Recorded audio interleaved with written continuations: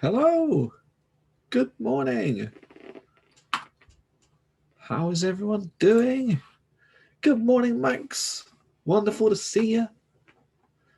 Oh, yes. Here we go. Is everything working? Oh, it seems to be. Hey. Good morning, those coming in. Jake Wave. Good morning, Aaron. Good morning, Victoria. How are you? I'm very good, thank you, Aaron. Very good indeed. Good morning, Aaron. And good morning, Robert. And hello, Izzy. Good to see you too. Here I am inside my computer mind today. My computer mind. Good morning, Eva. Good morning, Nicola. Yes, it's very futuristic this morning. That's the idea. Good morning, George. Hi, Megan. Hey, Panda. Is that from No Limits song? I don't know. Maybe. Robots, artificial intelligence. Yeah. I don't know why when you have like a robot voice, it sounds slightly American. Artificial intelligence. I don't know. Must be all the films I've watched. Oh, it's good to see you, Erin. Yeah, thanks for joining. That's cool. Yes. A little bit different from my Monday lessons, this, because it's more philosophical. Less answers, more questions. Yeah, there we go. All right, let's start it up. Today, we're looking at artificial intelligence, robotics, and we're going to go through today, and it's a big topic, like all these big ideas webinars. They're all very, very, well, that's the point. They're big ideas. Yeah, kind of makes sense. So we're going to kind of have a look at as much as we can, but there's going to be a lot of sort of fiddly bits that we are not going to have time to talk about. It's a bigger subject than 1 hour, of course. But I've tried to give a good overview of some of the philosophical questions around artificial intelligence, or AI. Good morning, Brea.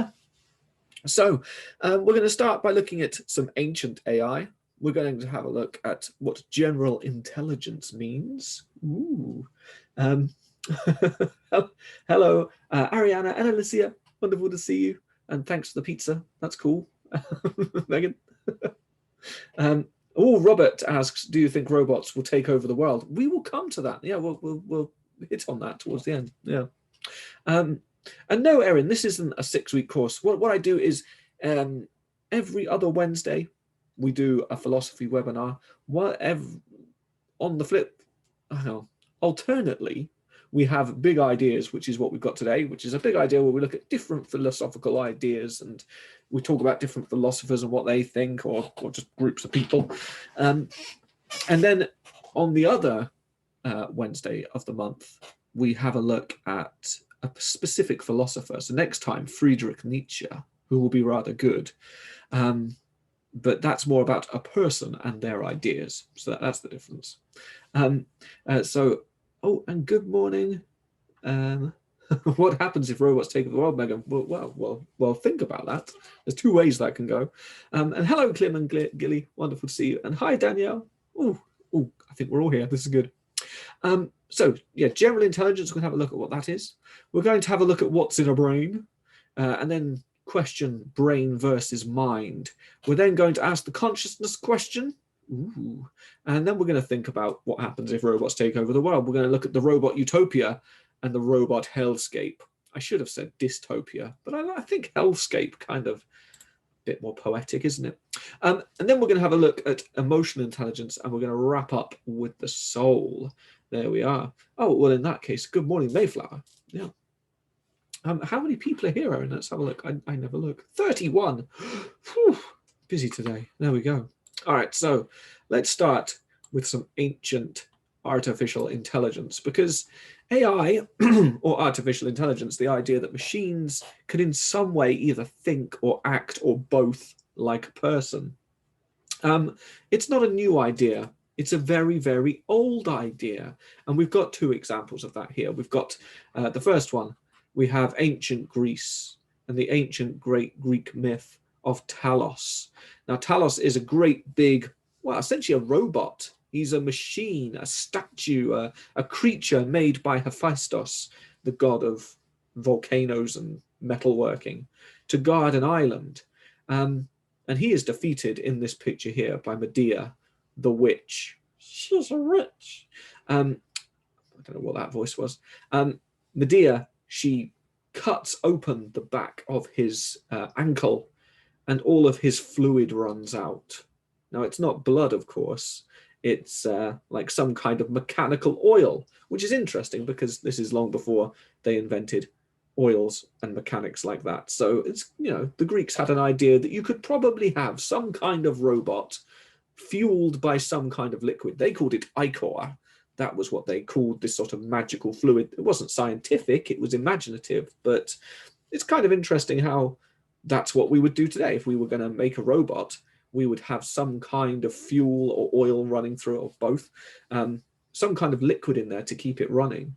And the Greeks, they sort of, they imagined that thousands of years before it really happened.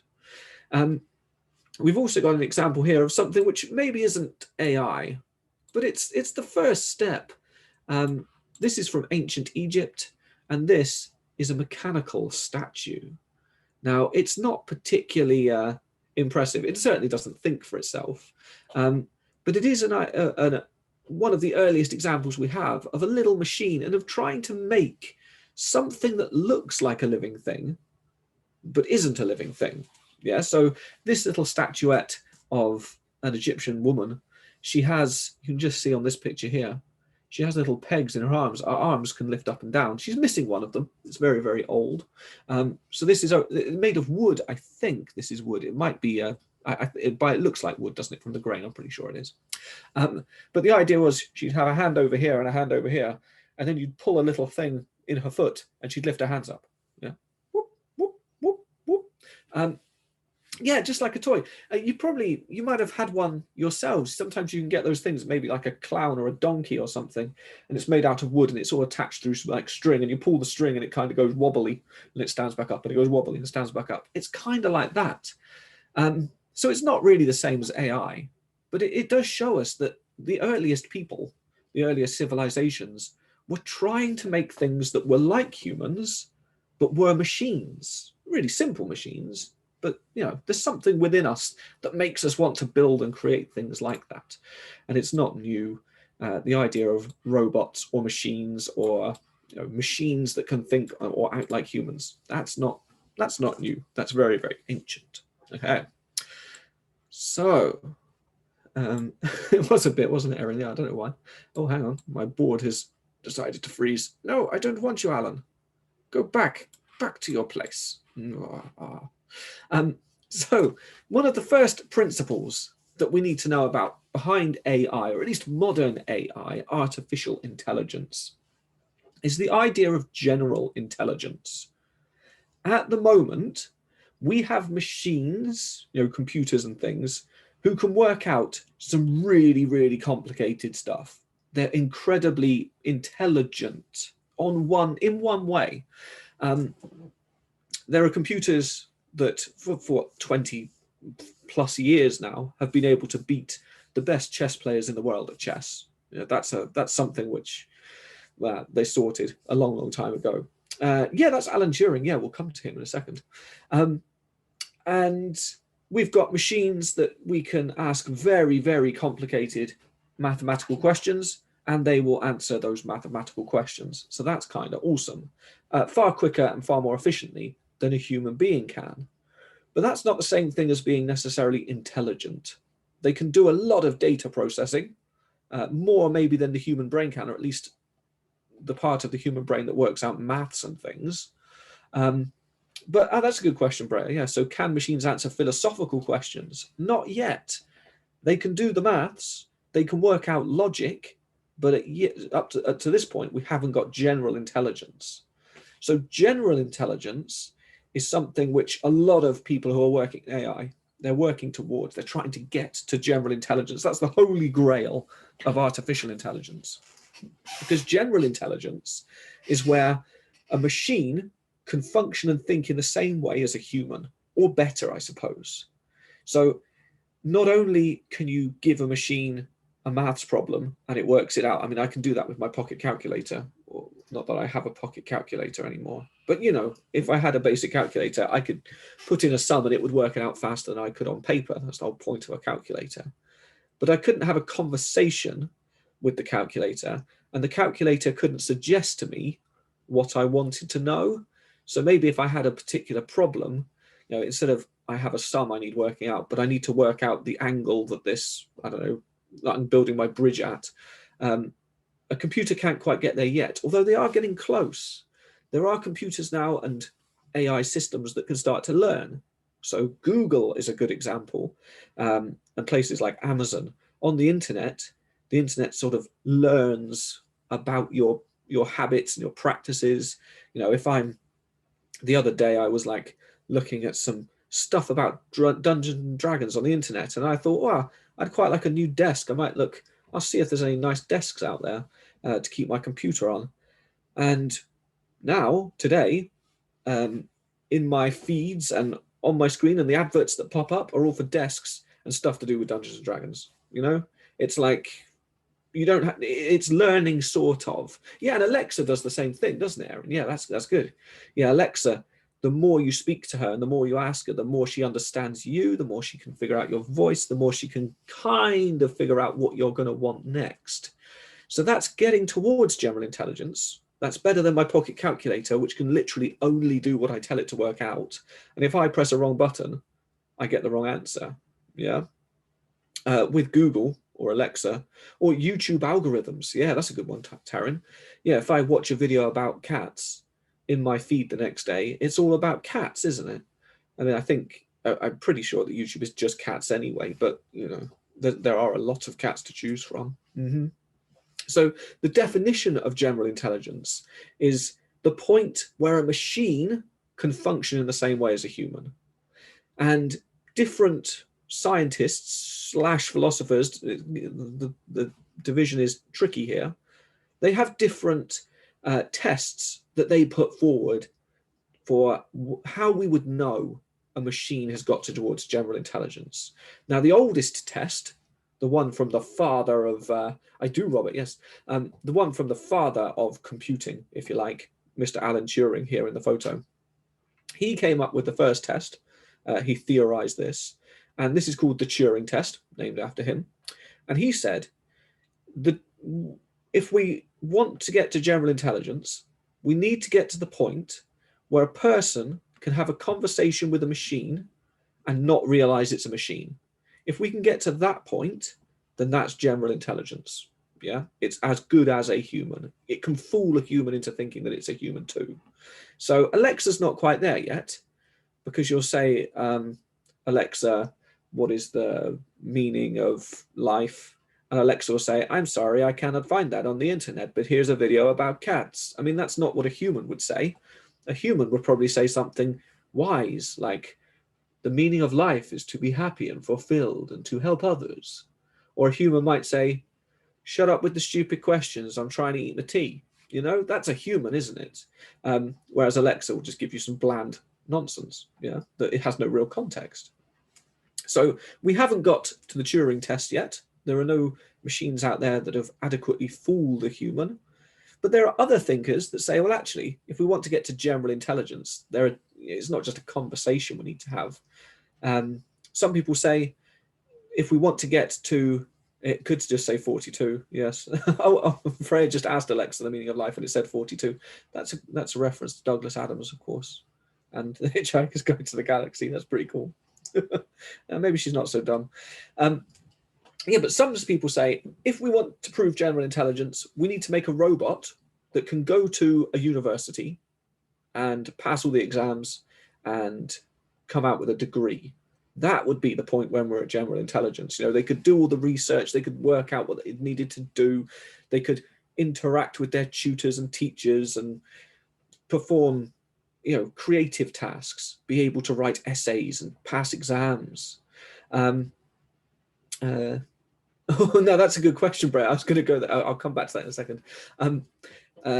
Another theory is that we'll get to general intelligence when you can get a computer or a machine, something that isn't living, to do the job of an average human. So say that I don't know, an accountant, or I'm working in the fish and chip shop.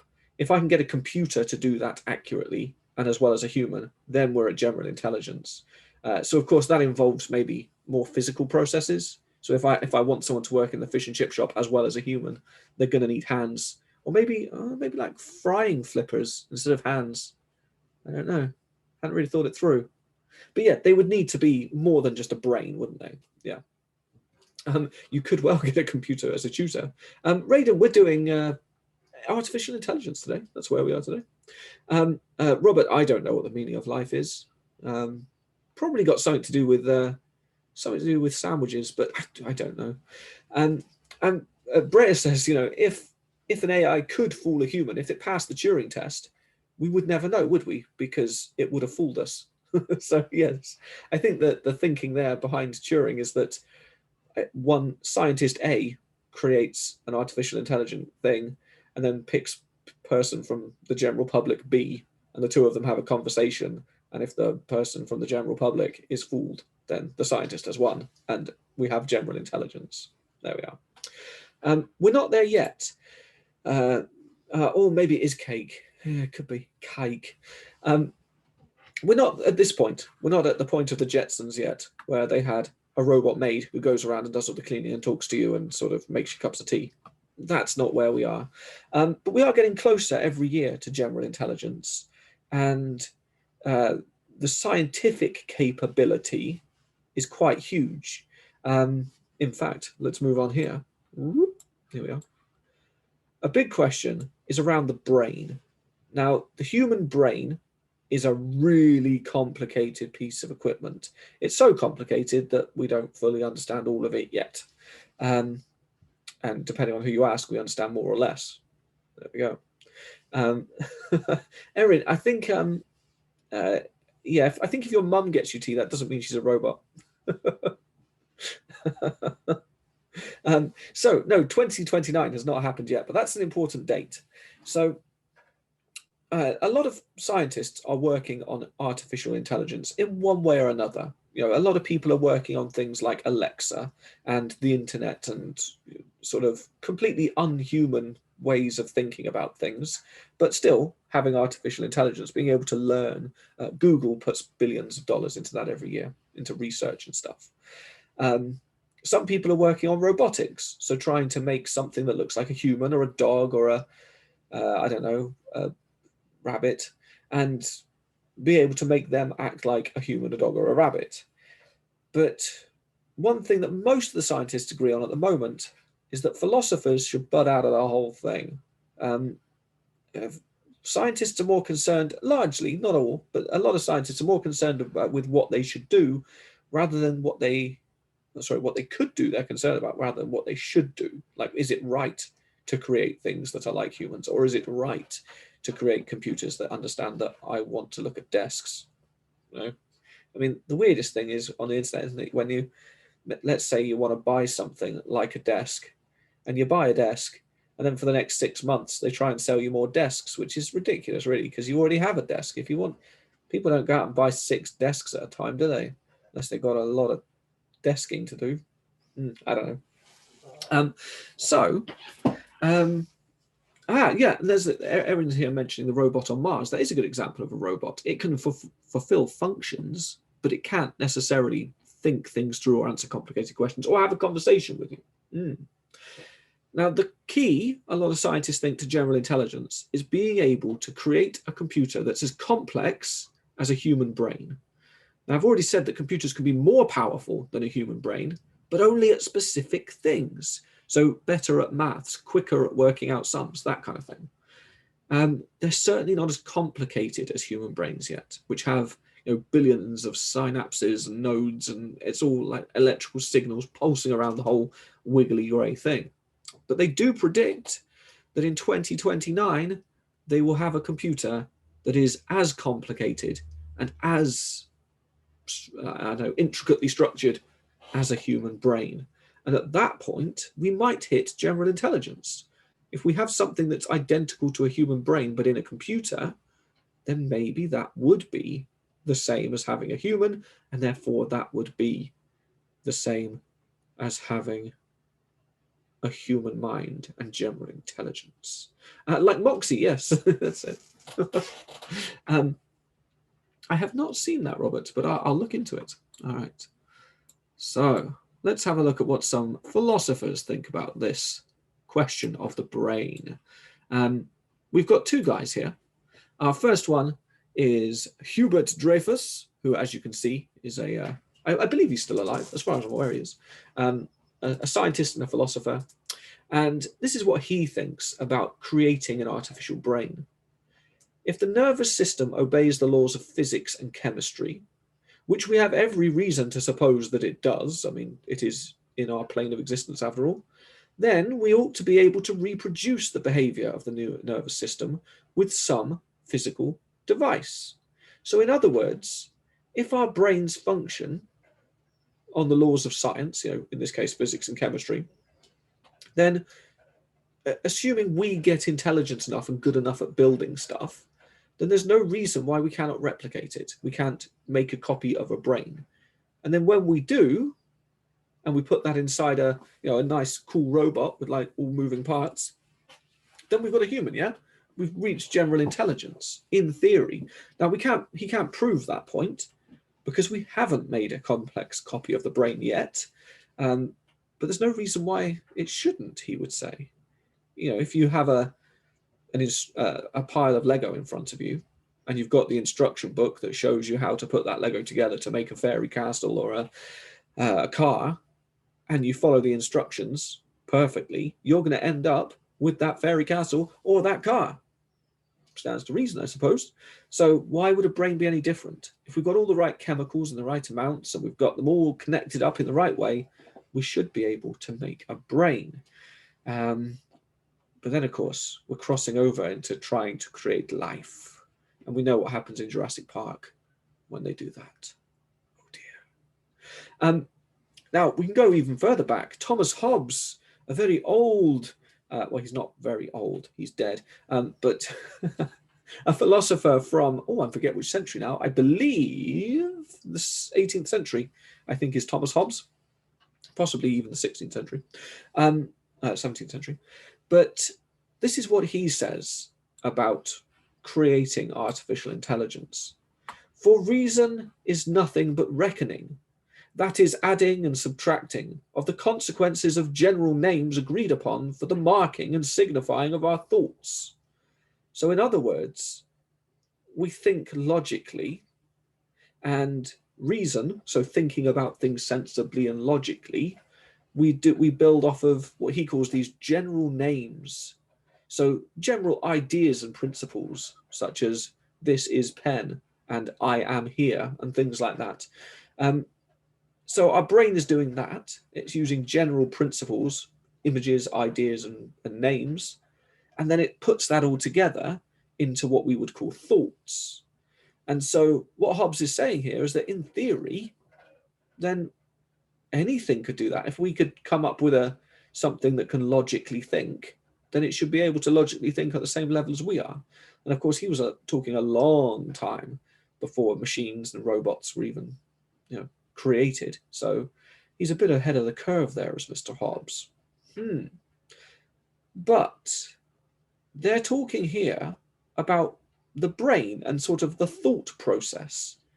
That might be different than the mind, because of course, in our human minds, yes, we are working stuff out all the time. I mean, just to, for me to pick up this pen right now, that's a really complex system of calculations that my body is doing. I mean, it's not like I'm not failing to move the pen around, but my brain is taking in loads of information. It's taking in the sense information of my fingers touching the pen. It's taking in my vision because I'm looking at it. In fact, it's doing something quite clever because I can see myself holding it at the same time as I'm looking at it. So that's weird. And it's computing all of that. It's working out how much muscle movement I'm going to have to perform. It's working out where I am in relation to the thing, and it's working out the feel of the thing and processing all that really complex information.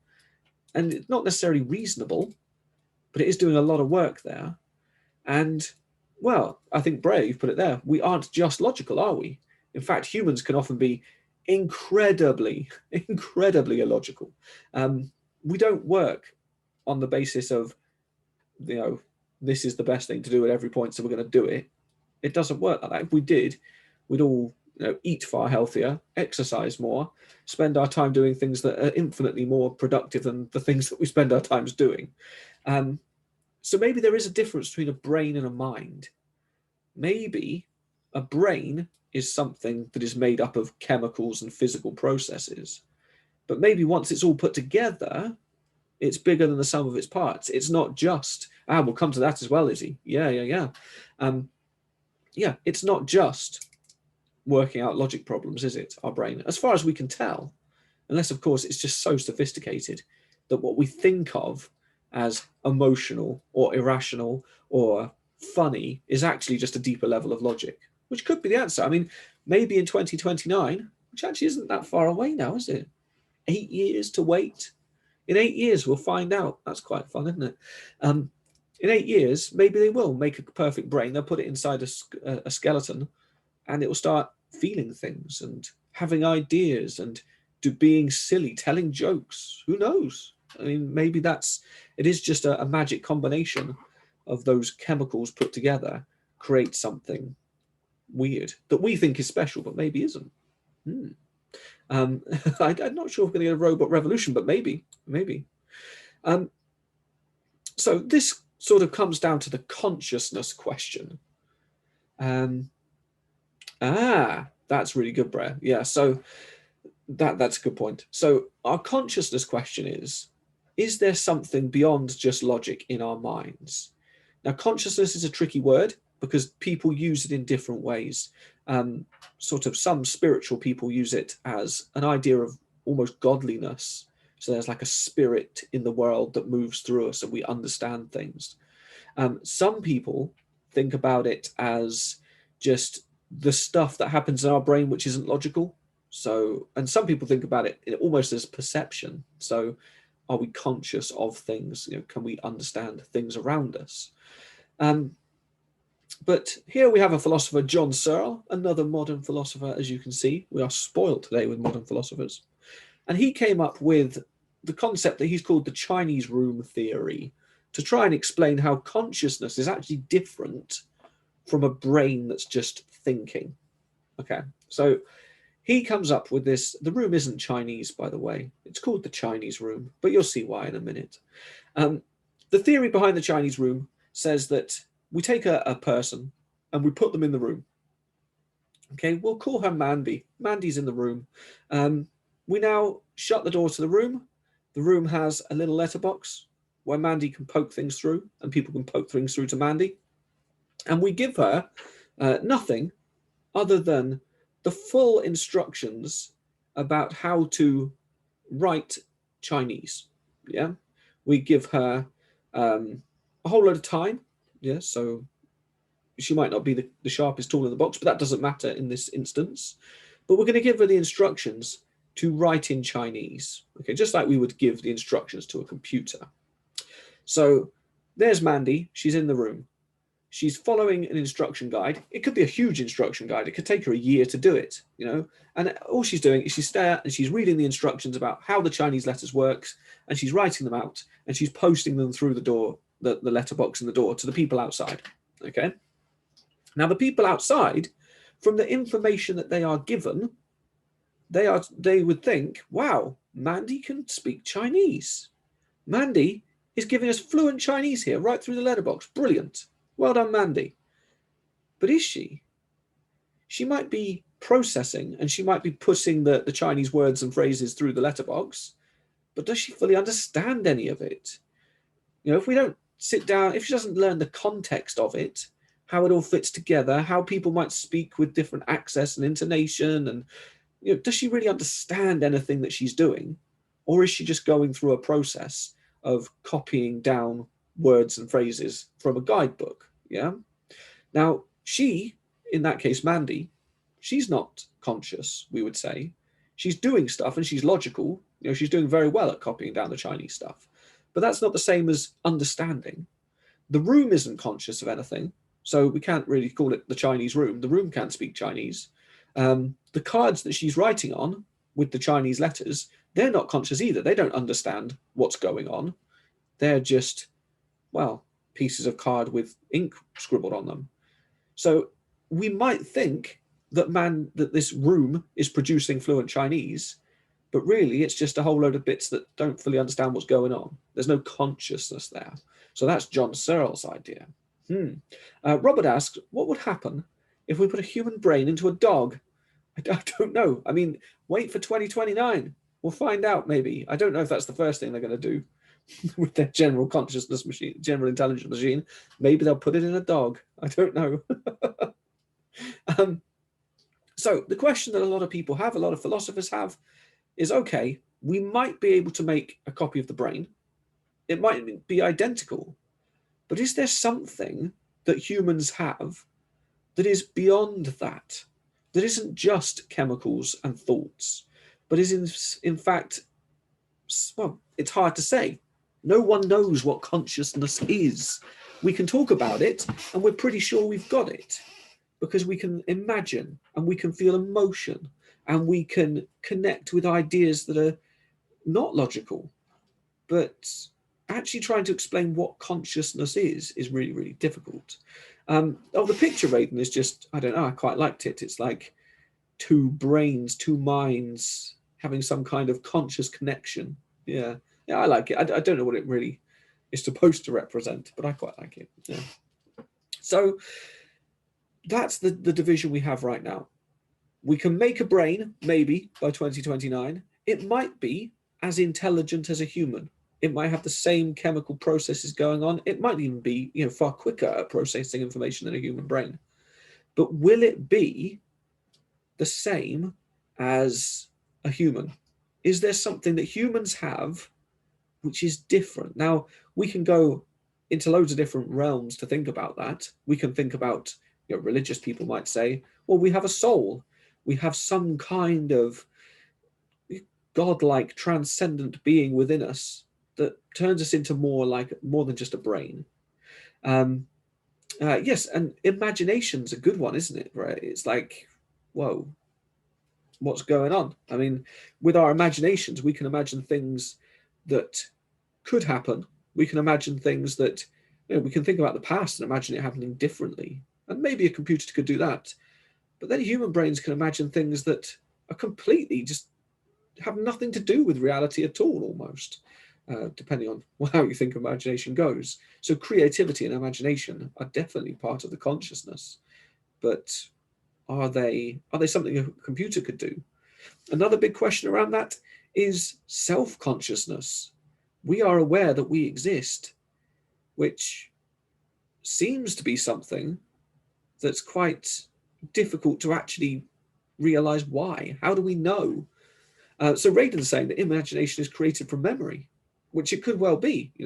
Maybe we can only imagine things that we have experienced, but then how do you think about how does one imagine, I don't know, a great big boggly-eyed monster? We've never seen a great big boggly-eyed monster, but we can have ideas of it.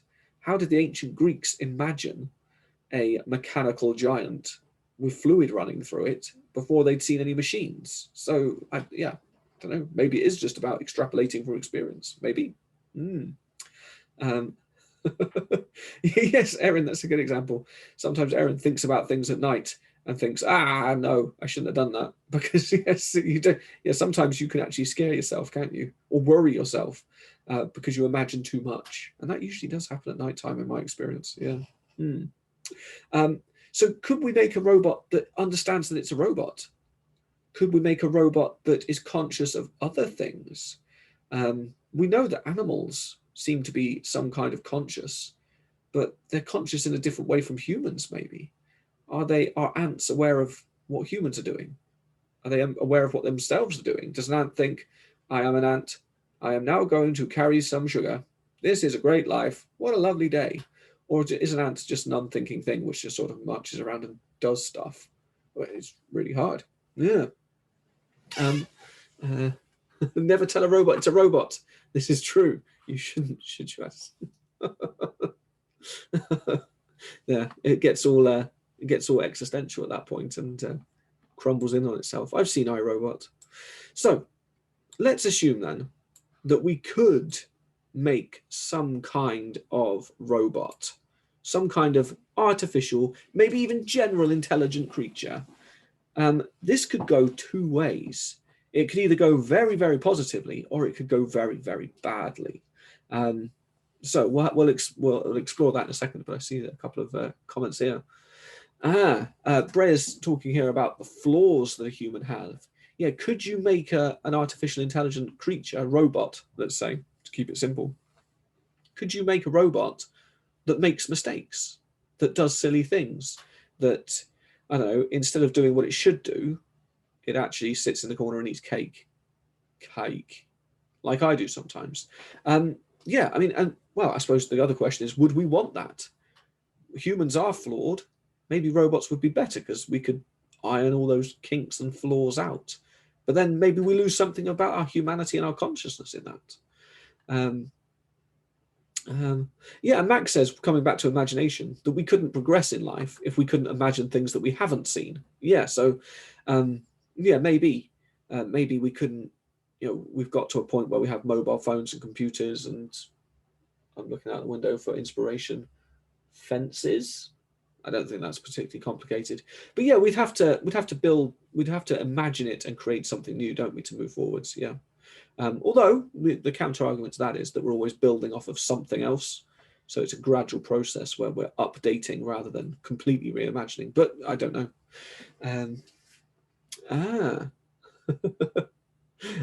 Yeah, Nicola, that's good. So humans can't even negotiate with each other, let alone a robot. We definitely end up dead somehow. Maybe yes. Maybe we're not good enough to deal with robots. Yeah. And yeah, Danielle, humans always want things that computers don't. Yeah, we have drives, don't we? We want cake or money or respect. It's hard to imagine a robot craving respect or a cuddle. Yeah, whereas humans would. So. Izzy says that robots could be companions, a bit like our pictures here. Yeah. And Eva says that flaws give us our humanity. Of course. Yeah.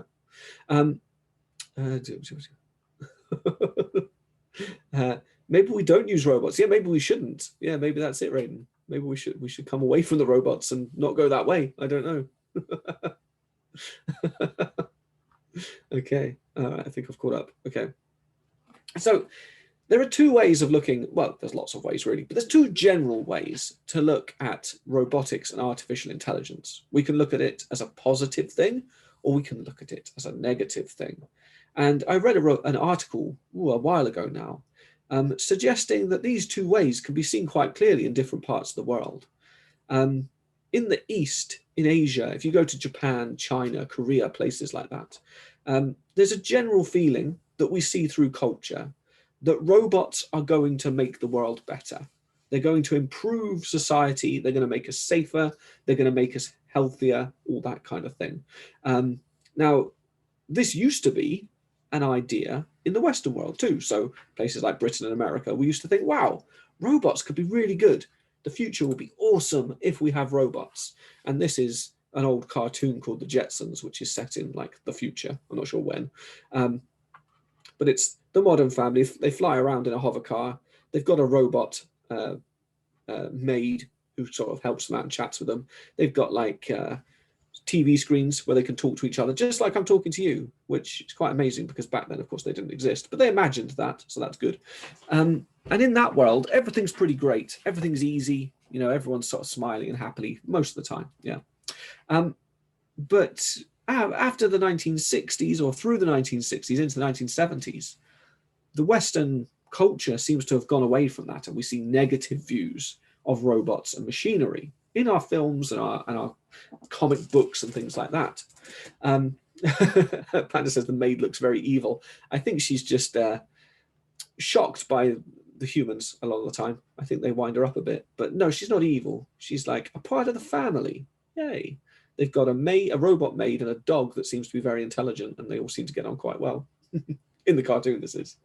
And then you've got maybe more modern ideas, like this thing here, Gundam. There's this huge sort of genre in Japanese culture of giant robots or robotic things, either piloted by people, often teenagers, who use these huge weaponized robots to protect against evil. Yeah, that's kind of the idea of the broad idea of a lot of anime that involves robots, at least.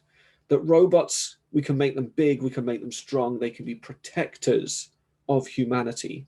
They do what we tell them to, but at the same time, they're generally intelligent. So they can communicate with us and reason with us, and we can, they can help us in a more flexible way than us just saying, shoot this thing over here. So this article I was reading suggested, if we go to the East, they're quite positive about the future. Transformers are another good example there, Taryn. Yeah, definitely. Transformers are a good one. So they're quite positive. They think that if we do crack AI, artificial intelligence, and we create robot warriors or robot servants or whatever, then they will be positive. Our lives will be better because the role of the robots will be to protect us, to make us happy. Hooray! They'll bring us food. They'll make sure that, if we are ill, they'll be like medical robots. Reminds me of Big Hero 6 with that very cute robot. What's his name? I want to say Betamax, but it's not, is it? I can't remember his name. He's like a big puffy white robot. And he's a medical robot. Baymax, thank you, Victoria. Baymax, thank you. So Baymax is a really good Eastern idea of a robot. He's cuddly. He learns from people. He's got that general intelligence. So he starts off the movie not quite understanding, everything's a bit dumb and like, yes, how can I help you? But then by the end, he's like sacrificing himself for the good of other people because he has this understanding of a future friend. I like that, Hazel. He has this understanding of, he learns an understanding of human emotion, and that kind of rubs off on him. And that's a very positive idea because, he's like a human, but he's better than a human because if he gets hit by a car, it doesn't matter. You take out his chip and you put it into a new model and boom, he's back. You haven't lost him. He's also far more clever than a human. So he knows what you need. If you fall over and break your leg, he can fix you straight away. Yeah. And yet that's why I'm thinking of it, is because that film is based in New Japan, isn't it? It's like Japan in the future, or I think it's supposed to be America, which has been Japanized. I don't know what that word is. I don't know. But yes, so the idea is that you end up with these robots, which are our saviors. The Gundams here, these giant robots, they blow up the bad robots and they blow up the evil aliens or whatever's invading, depending on what the manga is. So if you're in Japan, you might think quite positively about AI. You might be looking forward to it. And of course, some of those first steps on the road to artificial intelligence come from Japan. So a few years ago, they released Pokemon Go, which isn't quite artificial intelligence. It's augmented reality, where you can take a fictional computerized reality and you can paste it over the real world. So in that sense, I can walk around my garden and I can catch Pokemon that aren't really there, but they're kind of there in the digital world. And that system is kind of intelligent. Yeah. It can choose appropriate locations automatically just by looking at maps and turn them into Pokemon stops. And it can find, a place that sort of represents the Pokemon. And you might have an aquatic Pokemon over there in the river and a mountainous Pokemon in the mountains. So that's a form of artificial intelligence. And it's been proven, or at least it was in the early days, that sometimes that augmented reality, that artificial intelligence of Pokemon Go, is more intelligent than the human beings that use it. As we, every now and again, you hear of someone who was trying to catch a Pokemon and they fall off a cliff and die because, well, there's no helping some people, I guess. I need to look at sword art. Oh, I'll take a look.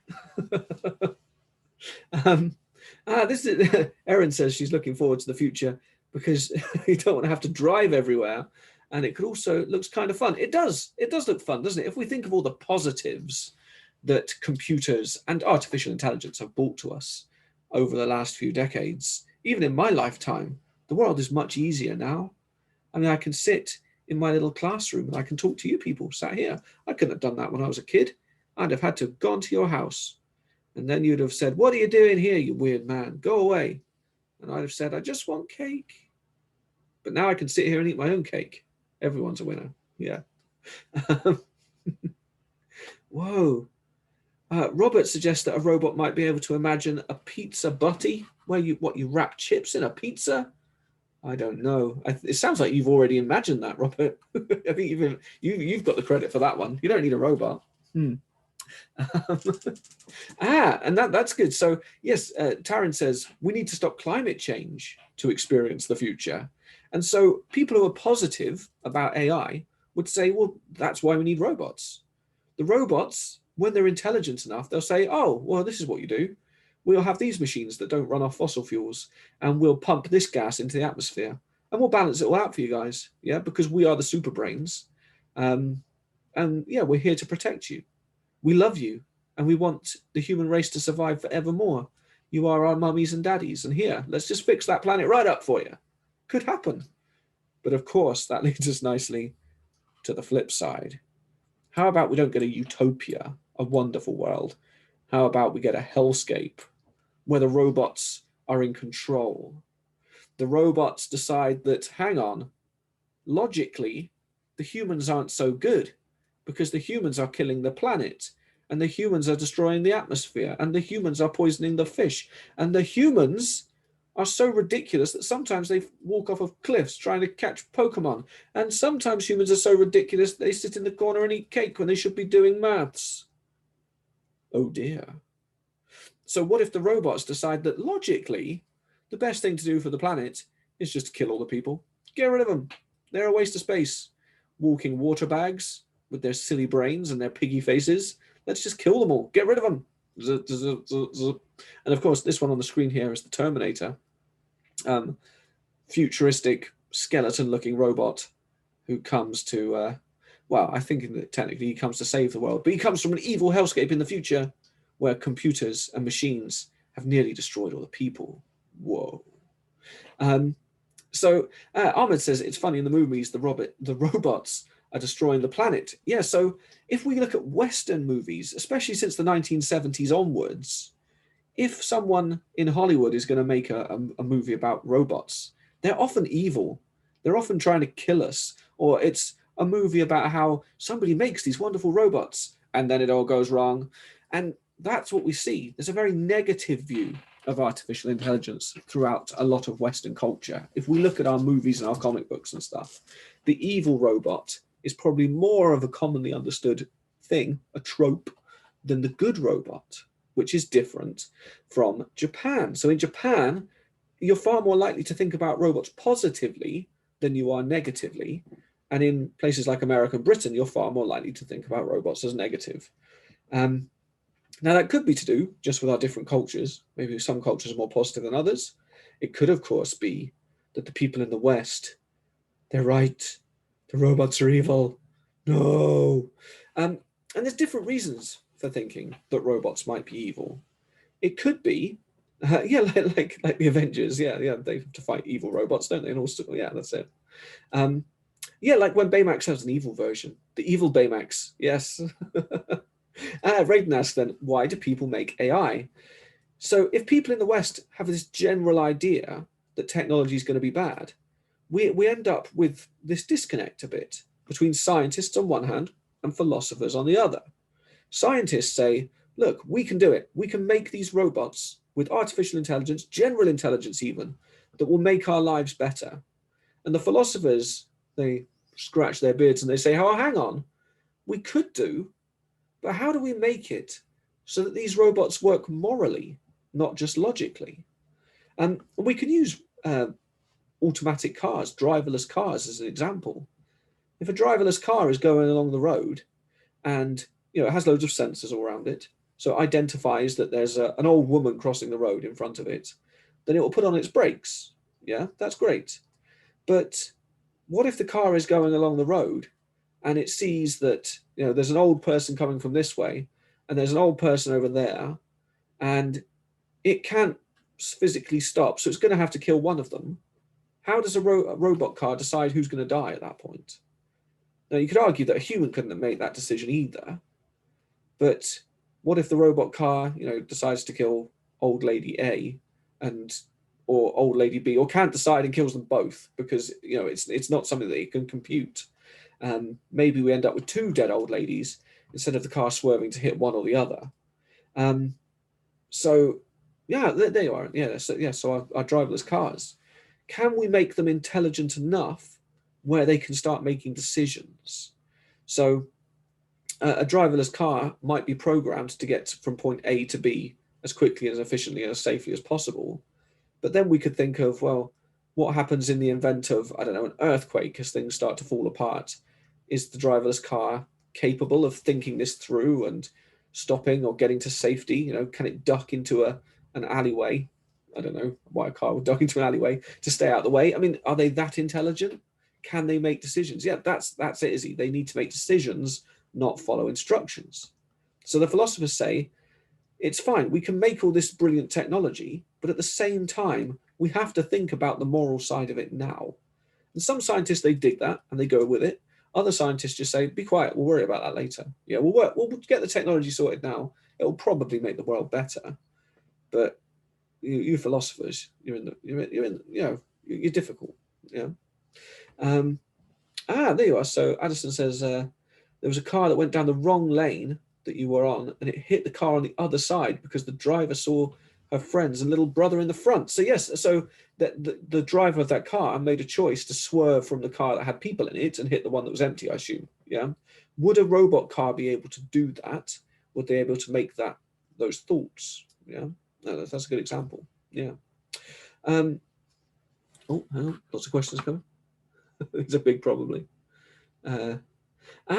So Cindy asked, can't we just live how we should be? Can't we just keep natural? But that's not really the human way.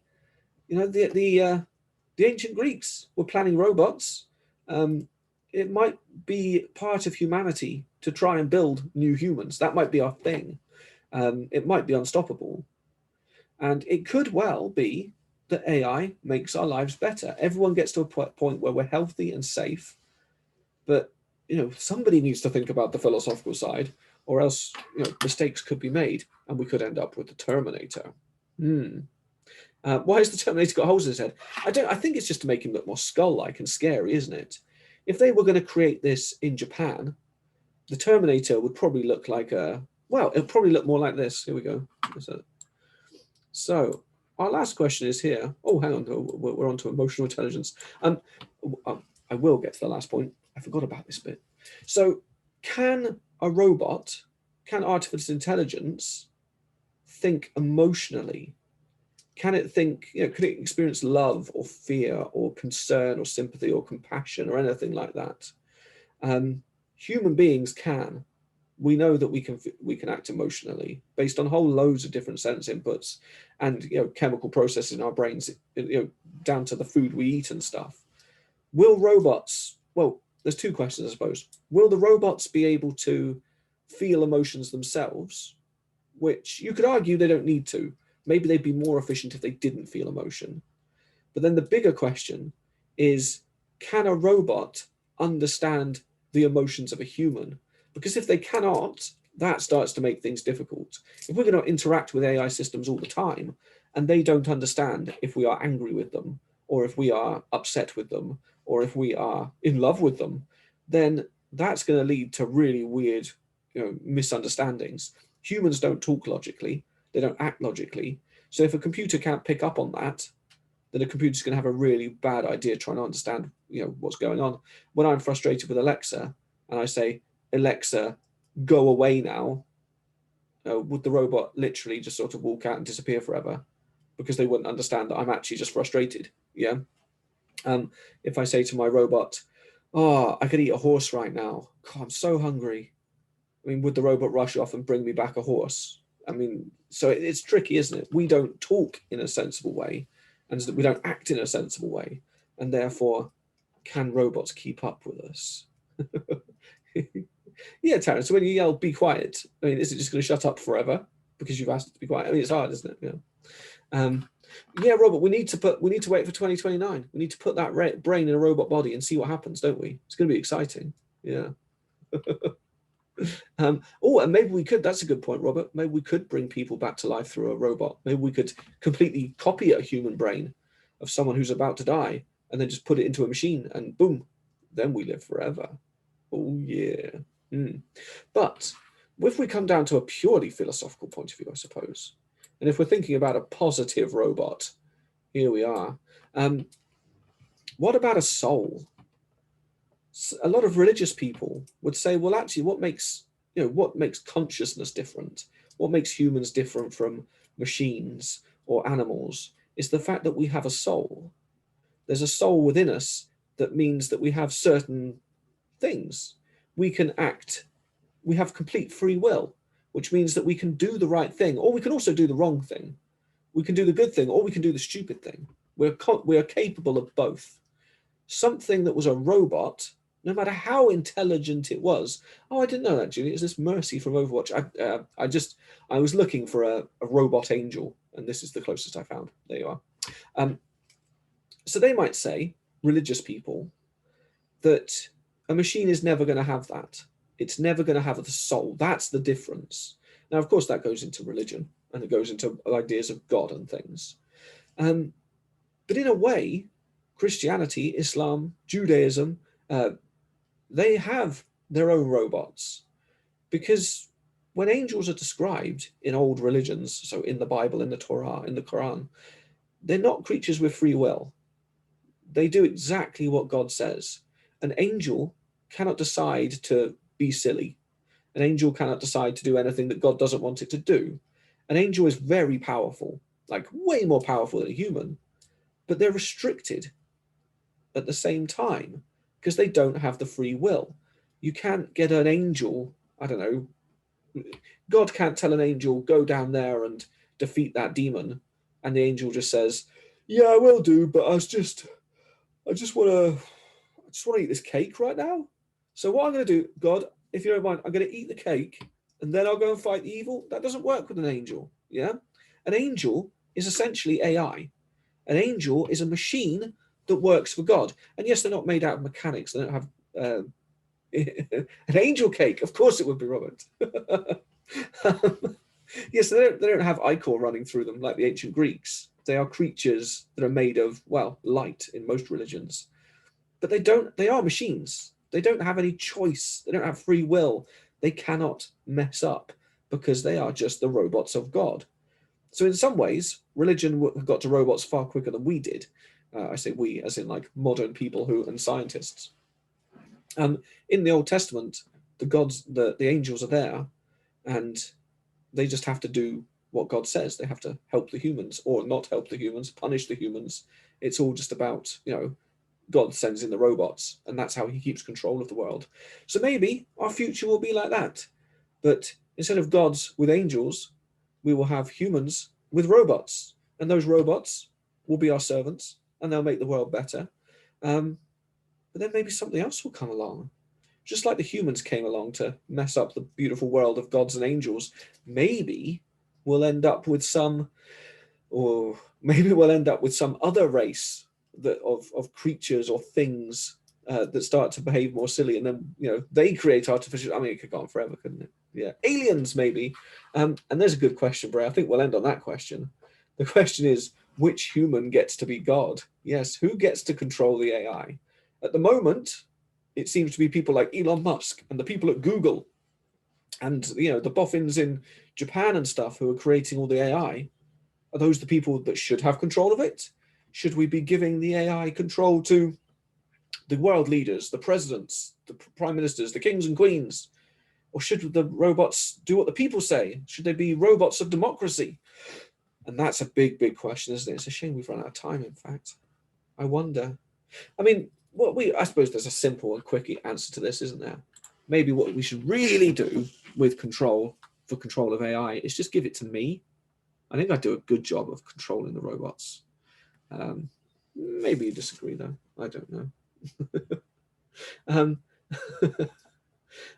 Yeah. Hazel says, if you were very frustrated, and you asked a robot, if you told a robot, I'm going to kill you, you're so annoying, would they call the police? Would they be able to call the police? Would they have the same rights as humans? I mean, there's so many more questions that we could talk about, isn't there?